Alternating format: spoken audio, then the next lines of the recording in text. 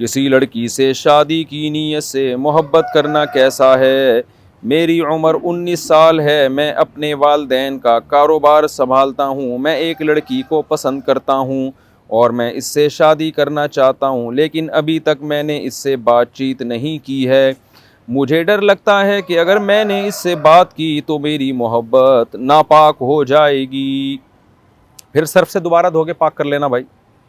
कहने जिस सूरत में मेरी रहनुमाई फरमाएं। ओ भाईजान, आपको अगर लड़की पसंद आ गई है, मोहब्बत हो गई है, तो आप उसके अब्बा अम्मा से बात करें। अगर आपके कोई आमदन का ज़रिया, पहले तो अपने अब्बा से बात करें, अब्बा मुझे एक लड़की पसंद है, मैं शादी करना चाहता हूँ।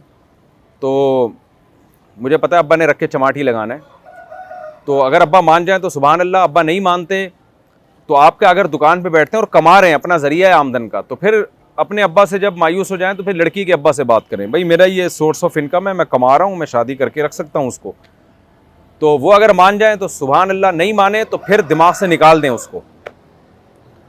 और कैसे निकालें उसके बारे में सोचना छोड़ दें, उसके की तरफ देखना छोड़ दें।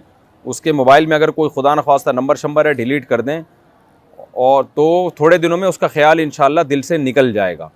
फिर उसके बारे में सोचना और सोच सोच के मोहब्बत के जज्बात भड़काना, ये हराम है, गुनाह है, ये जायज़ नहीं है।